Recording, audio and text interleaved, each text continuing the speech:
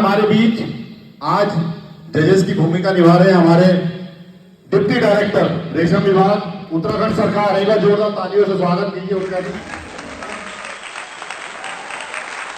तो ये बहुत गर्व की बात है, Hemchand Arya class 1 officer deputy director रेशम विभाग उत्तराखंड सरकार, और वो हमारे जजेस पैनल की एक कड़ी है जो हमारे लिए गर्व की बात है, एक सम्मान की बात है।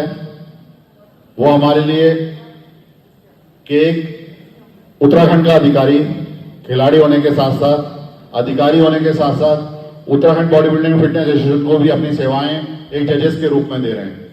आप यहाँ पधारे, बहुत बहुत धन्यवाद सर आपका।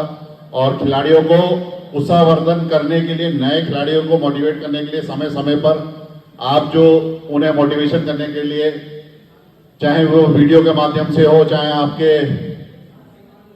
किसी भी संदेश के माध्यम से हो, खिलाड़ी हमारे मोटिवेट होते रहते हैं। मैं इन पंक्तियों के माध्यम से जो आज के खिलाड़ी जिन तक मेरी आवाज पहुंच रही होगी, और आप सभी युवा लोग और मेरे अन्य साथी, आप सभी को प्रेरणा के साथ ये चाहूंगा कि हम सभी अंदर से उन पंक्तियों को महसूस करें अपने दिल से। जीत के लिए आगे बढ़ते रहना है जरूरी, जीत के लिए आगे बढ़ते रहना है जरूरी, हार के बाद उठकर चलते रहना है जरूरी। जीत के लिए आगे बढ़ते रहना है जरूरी, हार के बाद उठकर चलते रहना है जरूरी। ये कंपटीशन है, मेहनत का खेल है मेरे यारों, संघर्ष की राह में चलते रहना है जरूरी। चाहे कुछ भी हो, अपने दिल, दिमाग और शरीर की पूरी ताकत को आज झोंक के रख देना है जरूरी, झोंक के रख देना है जरूरी।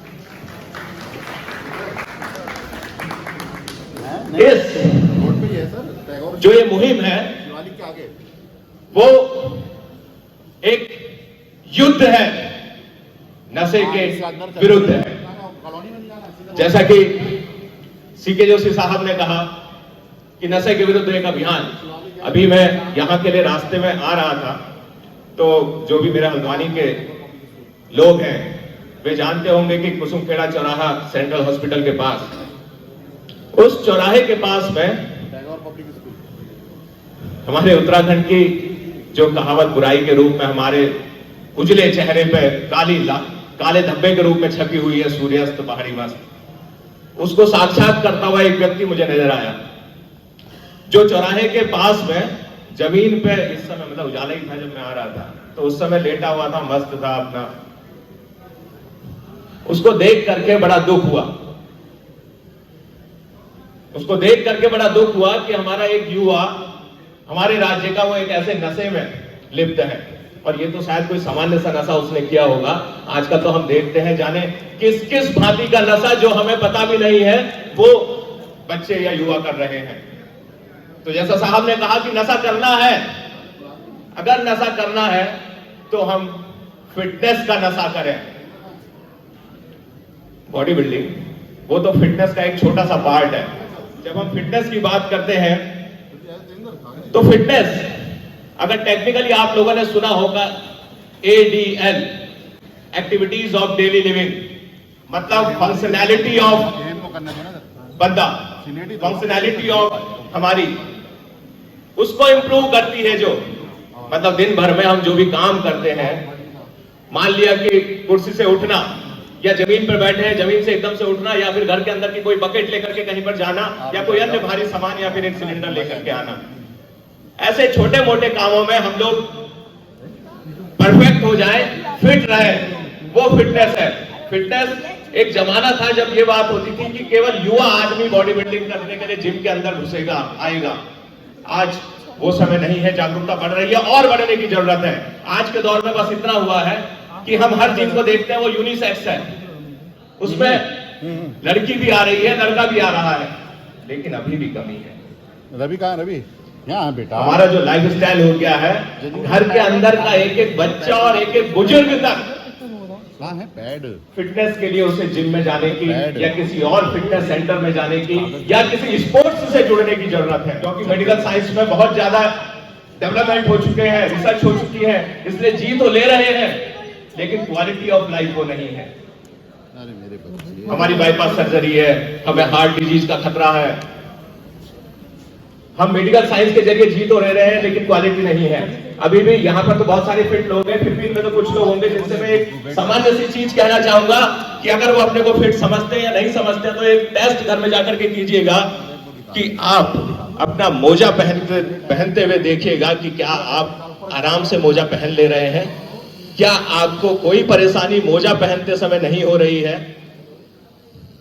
अगर जिसको हो रही है, इसका मतलब वो समझ जाए कि मेरी फिटनेस उतनी नहीं है और इससे आगे जाना है तो खड़े खड़े मोजा पहन ले रहा है तो वो बैलेंसिंग को भी देख लेगा। तो ये हमारी फिटनेस का स्तर है। इसलिए हम सभी को फिटनेस की बहुत बहुत जरूरत है। और फिटनेस ना केवल आपको शारीरिक रूप से फिट करती है, आपके अंदर जितनी भी क्वालिटीज होंगी छिपी हुई, सोई हुई, उन सबको मैक्सिमम स्तर तक, उसके मैक्सिमम पोटेंशियल तक लेकर के जाएगी। जितने भी साथी लोग मुझे सुन रहे हो, वे केवल ऐसा ना समझें कि वो एक शरीर को मजबूत करने वाली चीज है। अगर आप उसका सही से उपयोग करेंगे तो आप चाहे पढ़ रहे हो, चाहे कोई व्यवसाय कर रहे हो, हर चीज में आप धुरंधर साबित हो सकते हैं अगर उसका यूटिलाइजेशन कर सकेंगे। हमारे बीच में अभी रमेश शर्मा सर की तरफ से एक कहना चाहिए कि बड़ी छुपी हुई सी बात, एक छुपे हुए रुस्तम के लिए आई है। हमारे बीच में एक 63 इयर्स ओल्ड बिस्ट साहब हैं, जिन्हें मैं मंच पर आमंत्रित करना चाहूंगा। रमेश बिस्ट साहब, आप प्लीज तालियों से आप इनका स्वागत करेंगे। इनके अचीवमेंट बहुत हैं, प्लीज। ये हमारे उत्तराखंड की बहुत बड़ी हस्ती होने के उसमें है। ही 65 इयर्स ओल्ड, जो अभी 24 घंटे की 3 साल की लगातार 24 घंटे की मैराथन पूरी करके आ चुके हैं। Ultra runner, 5 times ultra runner हो चुके हैं, जो कि 121 किलोमीटर दौड़ चुके हैं। ये योगा के नेशनल चैंपियनशिप में पार्टिसिपेट कर चुके हैं एंड पावर लिफ्टिंग में गोल्ड मेडलिस्ट है, जो कि अराउंड 120 kg इन्होंने पावर लिफ्ट किया था रुद्रपुर में, जो अभी लास्ट ईयर कंपटीशन हुआ था अपनी एज कैटेगरी में। एंड उसके बाद अल्ट्रा रनर कर चुके हैं, हिमाचल में सिल्क रूट कर चुके हैं। उसके बाद मतलब 120 तो ये 3 से 4 बार कर चुके हैं, 120 किलोमीटर। उसके बाद 161 किलोमीटर्स का इन्होंने एक वो भी पूरा किया था अभी लास्ट ईयर। और अराउंड 175 प्लस कॉम्पिटिशन्स में पार्टिसिपेट कर चुके हैं इन बिटवीन 3 to 5 years।